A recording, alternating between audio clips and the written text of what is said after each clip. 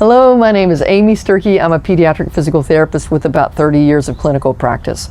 And I believe it's really important to pass on information to other clinicians. So I've been getting questions from other newer pediatric physical therapists, and I'm doing my best to answer them as best I can. So let's just listen to our question today. When do you generally think prescribing AFOs, SMOs, orthotics is necessary? Do you usually try to prescribe them right away, or do you usually try to begin conservative treatment first? Thank you so much for your help. Have a great day. Hey, Luis, that is a great question. So the answer, of course, is, well, it depends. It depends on so many things. Well, let's start off with if it's a low-tone foot. If it's a low-tone foot, it depends on how low-tone that foot is. How much does that foot roll in? I'll look at the calcaneus, but one of the things that's easier for parents to visualize is how far that arch rolls in. So I'll put, with a little pin, I'll put a little mark on the navicular head. So I'm going to bring up my foot. Somewhere right around here is the navicular head, and I'll put a dot right there on it. And then I'll have the child put their foot down, non-weight bearing, sitting, and I'll measure how far is that dot from the ground. And then I'll have the child stand up and I'll measure how far is that dot from the ground. And if it just goes down a little bit, then I'm not as worried about orthotics.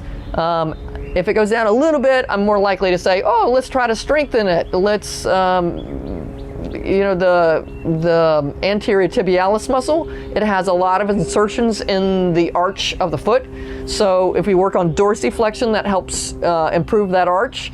And if you work on toe flexion and flexing the foot, so to speak, that helps to improve the arch. Sometimes it's inversion and eversions that you have to work as well. But sometimes that dot on that navicular head, when they stand up, is underneath the foot. And in that case, that child needs an orthotic. Let's talk about a toe walker. Usually when, toe walkers are really hard to treat, I think. Even with a cooperative kid, it's going to be really difficult to make changes. And they come in sometimes, a little bit of toe walking, and sometimes, oh my gosh, toe walking. So what I usually say to families is, these are hard to treat. And I usually look at them progressively. I start off with stretching. I tell them up front. And then if that does not work, then we need to go to the next step. And the next step might be night braces to help stretch out the feet at night. It could be serial casting. It could be serial casting with Botox. If the child, now the serial casting with Botox I do if they don't have anywhere close to the right range.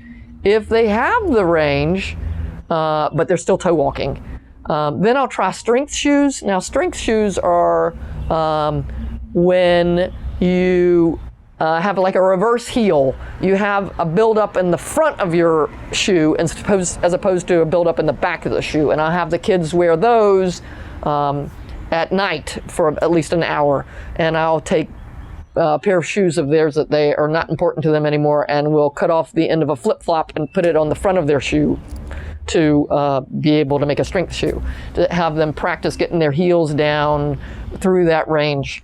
If all of this fails, then we start talking about either toe walking SMOs or supramalleolar orthoses, that have that leaf up or tongue up the back of their heel, up the back of their calf, to help discourage them from going up on their toes. It kind of nudges them every time they start to go up on their tippy toes. Or in some kids, you just know they're not going to be able to do that or tolerate that sensory-wise, and that you need to get a taller orthotic that can then block plantar flexion, them going up on their tiptoes, to be able to practice walking with heels down. Now, then sometimes it's a child with cerebral palsy. So if toe walkers are hard to improve the foot alignment on people who have full-blown cerebral palsy, they're much harder. So often I will look at those feet and say, oh, we need to have some orthotics for them. And I won't go through if it's a milder case of cerebral palsy and a very cooperative client, then I might go through trying the strengthening things and the range of motion first. But in most cases, by the time they get to me, we have significant range of motion restrictions and significant stiffness. So I'll go ahead and put them in orthotic. Wow, that was a lot. But a really good question. And I bet other clinicians would have different answers compared to me, but those are my answers. And I hope that was helpful. Thanks. Bye. So I'm actually kind of having fun with this series of answering questions. If you have a question that you want me to answer, just contact me. I'm amysturkey@gmail.com. Send me a question and I'll contact you back. And if you're willing to do a video asking me the question, we can talk through how to do that and how to get it to me. But I'd love to answer your questions. Just send them to me. Thanks. Bye. If you liked this video and would like to be notified by email when the next video comes out, click the subscribe button here and click the golden bell icon and ensure notifications are enabled on your account.